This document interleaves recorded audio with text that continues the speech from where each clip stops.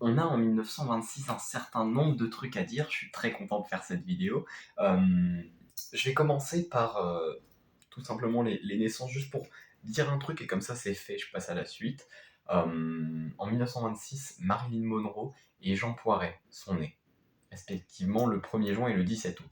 Et me dire que ces deux-là sont nés à, du coup, un mois et demi, enfin 2 mois et demi d'intervalle, je trouve ça très étonnant. Voilà, c'est tout.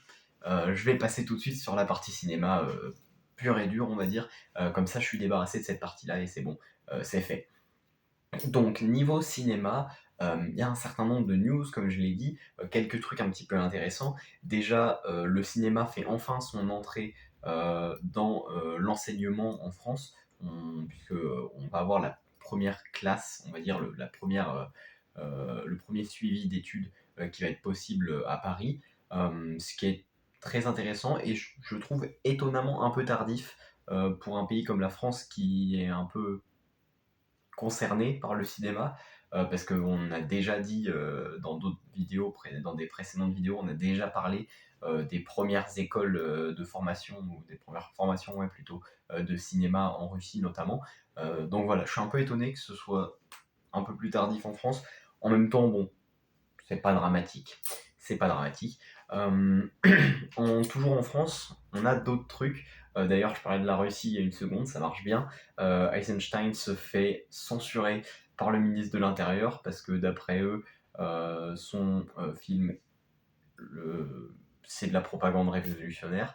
Donc, je sais pas, j'ai pas vu le film. Je peux pas dire. Mais bon, voilà, il se fait censurer.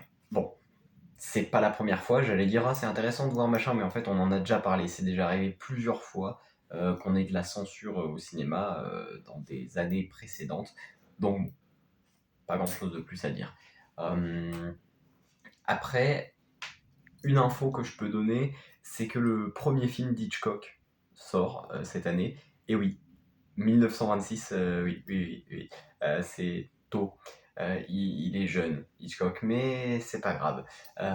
J'ai pas vu ce film, justement, je vais pas parler de ça aujourd'hui parce que moi j'ai un autre truc qui m'intéresse, mais voilà, je voulais juste dire le premier film d'Hitchcock, Le Jardin du Plaisir en 1926. C'est intéressant et assez important pour le noter parce que Hitchcock, quand même, c'est pas rien dans l'histoire du cinéma. C'est obligé qu'on en parle probablement plusieurs fois dans cette série, donc voilà. Mais du coup, comme je disais, c'est pas de ce film dont je vais parler, parce qu'il y a autre chose qui m'a directement intéressé et je me suis dit waouh, faut que ce soit ça quand j'ai vu Le Prince Ahmed, Les Aventures du Prince Ahmed. C'est un film allemand. C'est le premier, enfin le plus vieux long métrage d'animation dont on ait encore des traces, qui a failli être totalement perdu à cause de bombardements, mais qui a été retrouvé des années plus tard au Royaume-Uni. Voilà, mais ce film est génial. Déjà, plus vieux long métrage d'animation dont on ait des traces, c'est pas rien, parce que j'aime l'animation, donc pour moi c'est important. Et il est magnifique, réellement. C'est-à-dire que si vous le voyez, allez au moins regarder une ou deux images, même si vous ne regardez pas le film, parce qu'il faut vivre ce truc de regarder le film ou des images du film et de conscientiser en même temps que ça a été fait avec du papier découpé. Parce que moi, c'est le truc qui m'a suivi pendant tout le temps où j'ai regardé le film, il fait 1h05 à peu près. Euh, à plusieurs moments, juste j'avais des flashs de réalisation. En mode, je regardais le film, puis je me disais, putain, c'est du papier découpé. Genre, c'est un travail monumental qui a été fait par une femme seule. Enfin, le film n'a pas été fait par elle toute seule, mais le papier découpé, les machins, c'est elle. Et j'ai pas retenu son nom parce qu'elle est allemande. Mais c'est un travail qui est colossal et le film va prendre 3 ans. Et c'est pas ultra long. Il y a des films qui prennent beaucoup plus de temps, mais à l'époque c'est déjà pas mal en fait. 3 ans, surtout, enfin, en même temps c'est normal, 3 ans pour un travail aussi colossal avec une équipe aussi réduite. Mais ouais, c'est impossible de faire plus court à mon avis, c'est enfin, compliqué en tout cas. Ou alors faut en faire que ça de sa journée, mais ouais. ils avaient autre chose à faire à mon avis. En tout cas, ce film, donc comme je disais, déjà on a parlé donc du visuel là pendant 1 minute, c'est magnifique, c'est visuellement beautiful. C'est le genre de truc que j'ai envie de faire dans ma vie. Voilà, c'est comme la stop motion, j'aime bien, mais je serais incapable de le faire moi-même parce que j'aurais la flemme. En plus, je suis nul avec mes mains, donc voilà. C'est le genre de truc que je rêverais de pouvoir faire et peut-être un jour ça se concrétisera. Je ne sais pas. Bon, c'est génial. Après, pour l'histoire, bah, c'est très inspiré des contes des Mille et une nuits, parce qu'ils avaient envie. Il y a un passage avec Aladdin, enfin surtout toute la fin en fait, il y a Aladdin. Il y a des histoires d'esprits dans les lampes, enfin voilà. On reprend des trucs qu'on connaît, qui sont à peu près qu'on a dans notre esprit quelque part, parce qu'on les a déjà vus dans d'autres films, comme du coup je dis Aladdin. Ça c'est un truc qu'on on est familier avec ça, même en France, on est familier avec le vizir, avec le calife, avec Aladdin, etc. Même si on n'a pas une grande culture G sur la politique du monde arabe au Moyen Âge, on est quand même conscient, on connaît quand même ces choses-là grâce au reste du cinéma, même si on n'a pas vu ce film-là, il y en a d'autres, surtout en fait Aladdin de Disney principalement, ou Aladdin de Kev Adams.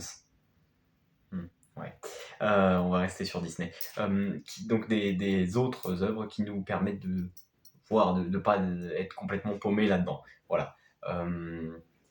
Donc cette histoire, je la trouve bien. Alors c'est une histoire qui est un peu... je sais pas comment dire. C'est un film qui se balade. C'est un film qui se balade. C'est-à-dire que l'histoire, elle commence quelque part. Le mec, il part. Il arrive autre part. Il se passe 2-3 trucs. Il repart encore autre part. Et puis voilà. Bon. Ça se balade en fait pas dans des milliers d'endroits finalement. Il y a quelques endroits principaux. Le film est découpé en 5 actes, me semble-t-il. Donc le film se balade un peu. Ils expérimentent. On sent qu'il y a un peu d'expérimentation. Ils avaient envie de faire un truc qui leur plaît. Et c'est réussi, je trouve. Donc tant mieux. Mais voilà. Le film, c'est pas l'histoire. J'ai envie de dire, c'est pas l'histoire du siècle. Non, c'est hyper péjoratif de dire ça en fait. Ça, mine de rien, c'est hyper méchant de dire un truc comme ça. Non, c'est pas ça que je voulais dire, mais c'est une histoire qui est plus ou moins simple, on va dire. Elle est. Non, elle est un peu facile, mais elle est pas simple. Parce qu'il y a beaucoup de personnages, etc. Donc, le film, dans sa globalité, est super. Franchement, non, j'ai pas beaucoup de choses à dire parce que j'ai pas envie de critiquer, j'ai juste aimé et faut un peu, je pense, le voir pour comprendre ce que j'en pense et pour dire si on est d'accord ou pas. C'est compliqué de donner son avis comme ça. Euh, Honnêtement, en fait, ça va devenir le slogan de la série, je pense, voyez-le, parce que je dis ça à chaque fois, mais parce qu'en fait, je choisis des films volontairement que je sais que je vais aimer. Bon, après, il y a eu La naissance d'une nation, t'inquiète. Mais voilà, voyez-le. Ou essayez au moins, juste le début, ou juste allez check au moins pour voir comment c'est magnifique. C'est le minimum, juste, il y aura le lien en description de toute façon, le film il est sur YouTube, donc il y aura le lien. Donc cliquez et voilà, juste regardez 2 minutes et voyez à quel point c'est trop joli, trop bien fait et super impressionnant.